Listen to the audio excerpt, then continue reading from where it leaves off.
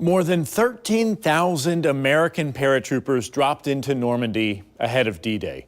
Their objectives: capture key sites behind the beaches and secure the flanks of the assault areas. This year will mark 80 years since D-Day paved the way to victory in Europe. And there are events planned all across our country as well as across France to remember those who made the ultimate sacrifice. Remember our heroes. The Round Canopy Parachuting Team joins us this morning. We have Frank Cashman and Jim Cannell. Thank you so much for coming on. Good morning. I know that you all have spent so much time making sure that we honor our heroes. We have indeed. We just completed 3 separate weeks of training almost 100 people to either get current or qualified to jump in Normandy so that we can honor and remember those paratroopers. We've got approximately 12 C-47s that we'll be jumping from, so quite a few people in the air. Yeah, that's absolutely incredible. So let's talk about your involvement. Jim, tell us why you're involved with this organization. I'm retired from the Army, was airborne qualified when I was in the Army. My daughter skydives, and she hooked me up with the folks down at Skydive Palatka, told me there was a bunch of old guys that do that Army stuff. And as soon as I went down and met the people, I just said, I've got to be part of this. And as Frank said, we're keeping the memories alive of the paratroopers from World War II on forward. And it's like a family when we get together. Yeah, well, thank you for your service. And I know that you have served our country as well, Frank. So in law enforcement and community service and military. So let's talk about why this is so very important. You know, we're talking about 80 years here, and there are still some World War II veterans alive, but unfortunately, every year, every day, that number gets smaller and smaller. Yes, indeed. Over the past year and a half, we've lost 4 of our close friends who were paratroopers who came out and jumped not round canopies with us, but did tandems with Art Schaefer at Skydive Palatka. And getting to know those guys, it was really great, but they are passing away. And we want to honor and remember them as well as every World War II veteran. Yeah, I think that's why time is of the essence. So right here, I think, is one of the videos that you were talking about. 98 years old? Correct. Yep. Trying to see. Oh, yeah, that's Vince Speranza, who passed away about 9 months after that jump. Wow.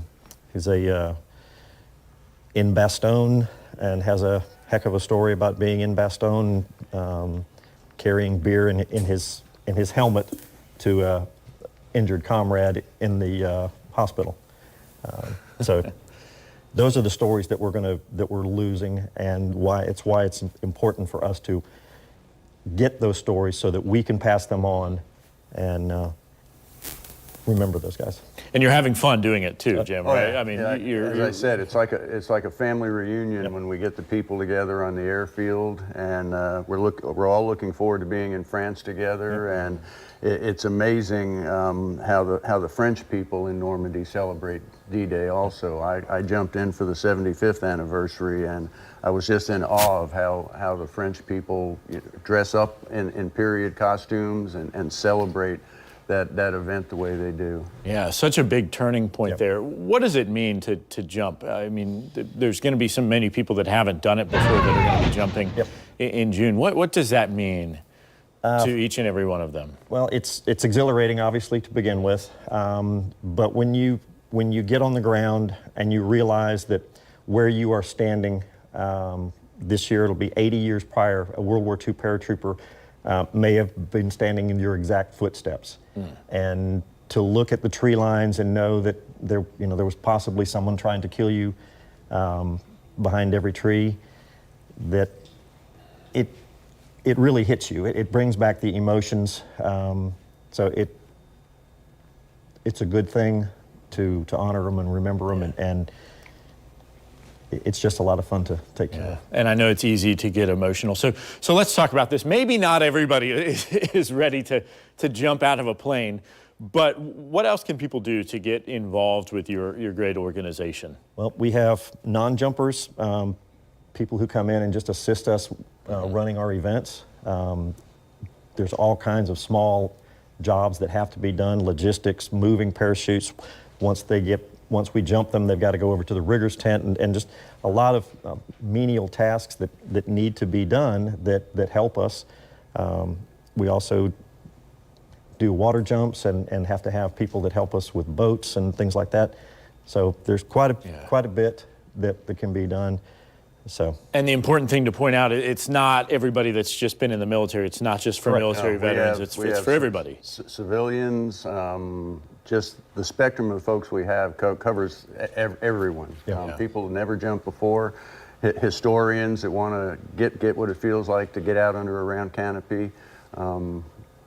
Wonderful. Well, we got to wrap, unfortunately, but look, your social media has so many great videos and pictures. Thanks to Dave, if he's watching. People can go there, and that's how they can connect, right? Yes, sir. Round Canopy Parachuting Team, or rcptusa.org.